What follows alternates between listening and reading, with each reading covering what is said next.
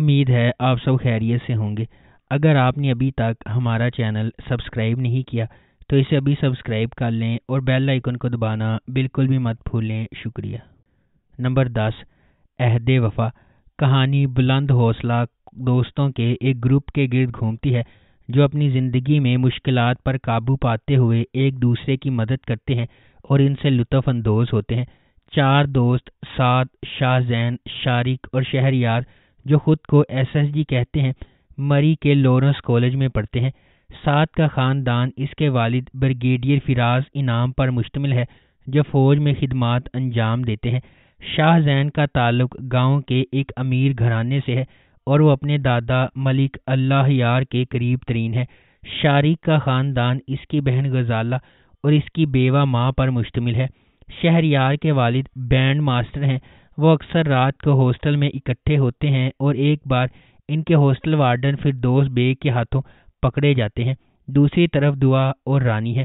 رانی ایک پرجوش لڑکی ہے جو گاؤں میں رہتی ہے اور 3 بار میٹرک کے امتحانات میں فیل ہو چکی ہے۔ نمبر 9، سنگ مرمر۔ سنگ مرمر ڈرامہ بچپن کے دوستوں شیریں اور اورنگ کے گرد گھومتا ہے۔ شیریں کو غلطی سے یقین ہے کہ اورنگ ان کی جوانی سے ہی ان کی زندگی کا پیار ہے، حالانکہ انہوں نے کئی سالوں سے ایک دوسرے کو نہیں دیکھا۔ اورنگ اپنے والد کی ناپسندیدگی کے باعث تعلیم حاصل کرنے کے لیے شہر چلا گیا ہے اور وہ شیریں کی اس سے محبت سے بالکل بے خبر ہے۔ اسے اپنے بہنوئی کی بہن پلوشا سے محبت ہے۔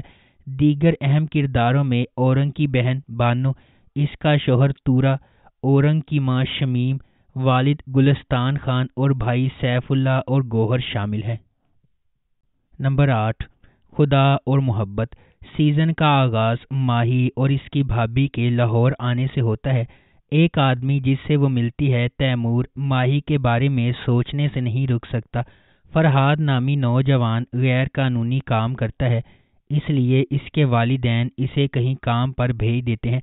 فرحاد اور ماہی ایک شادی میں ملتے ہیں اور ان کی دوستی ہو جاتی ہے۔ ماہی اس وقت کو گھر میں اپنی سخت زندگی سے رہائی کے طور پر استعمال کرتی ہے اور فرحاد کی دوستی سے لطف اندوز ہوتی ہے، لیکن فرحاد اس سے محبت کرنے لگتا ہے۔ نمبر 7، داستان۔ داستان ایک پاکستانی ٹیلی ویژن سیریز ہے جسے رضیہ بٹ کے ناول بانو سے ماخوذ کیا گیا ہے۔ اسے سمیرہ فضل نے ڈائریکٹ کیا ہے۔ برصغیر پاک و ہند کی تقسیم اور اس کے نتیجے میں پاکستان کی آزادی پر مبنی یہ سیریز 1947 اور 1956 کے درمیان واقع ہے۔ اس میں لدھیانہ والے ایک قریبی مسلمان خاندان کا 1947 سے پہلے کے دور کا ذکر ہے۔ پلاٹ ان آزمائشوں اور مصائب کے گرد گھومتا ہے جن کا سامنا اسے آل انڈیا مسلم لیگ کے لیے اپنی زندگی وقف کرنے کے بعد کرنا پڑتا ہے۔ اس ڈرامے کی ٹوٹل 23 اقساط ہیں۔ نمبر 6، پیارے افضل۔ کہانی حیدرآباد شہر سے شروع ہوتی ہے جہاں مرکزی کردار افضل سبحان ولد مولوی سبحان اللہ کرکٹ کھیل رہے ہیں۔ افضل اپنا وقت کھیل، تاش اور سٹہ بازی میں صرف کرتا ہے جسے اس کے والد حقیر سمجھتے ہیں۔ اسے مل مالک کی بیٹی فرح ابراہیم سے محبت ہے اور اسے فرح سے خط موصول ہونے کا دعویٰ ہے جو وہ اپنے دوستوں کے سامنے پڑھتا ہے، حالانکہ وہ لڑکی کا نام ظاہر کرنے سے انکار کرتا ہے۔ دوسری طرف فرح مہتاب سے شادی کرنے والی ہے، ایک خاندانی دوست جس سے وہ شادی نہیں کرنا چاہتی۔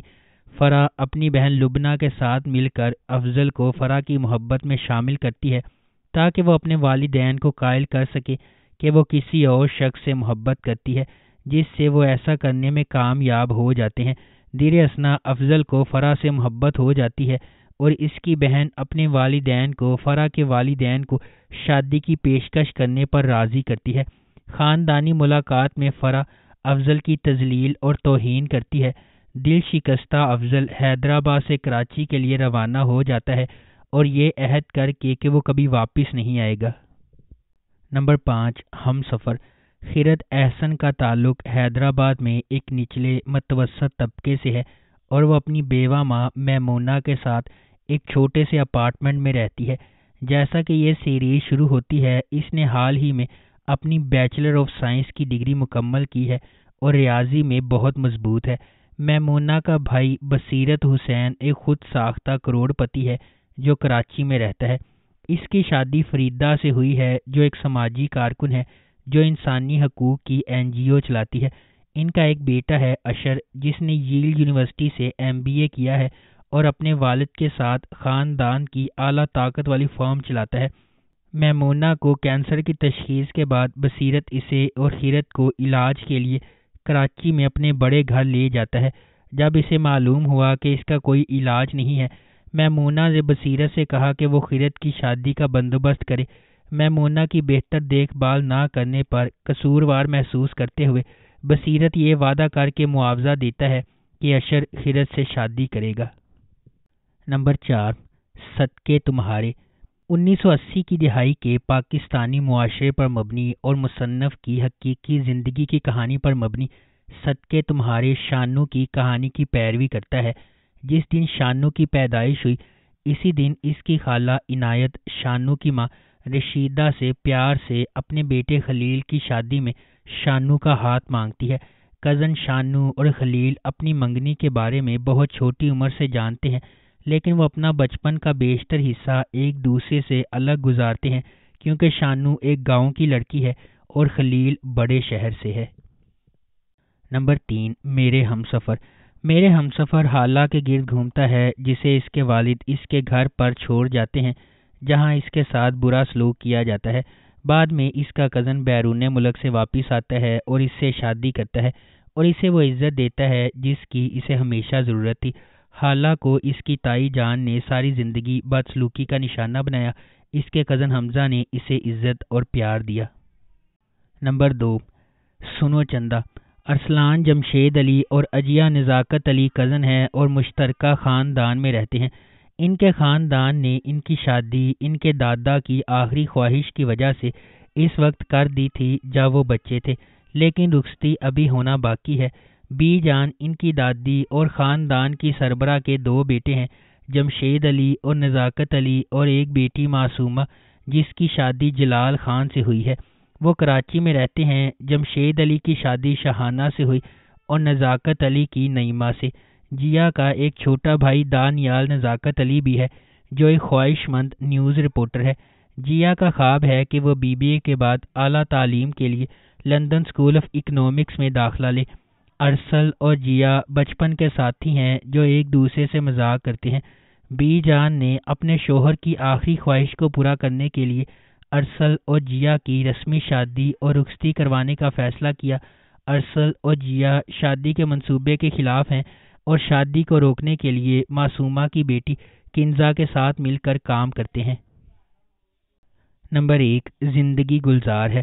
ڈرامے کی کہانی کشف مرتضیٰ اور زارون جنید کی زندگی کے گرد گھومتی ہے۔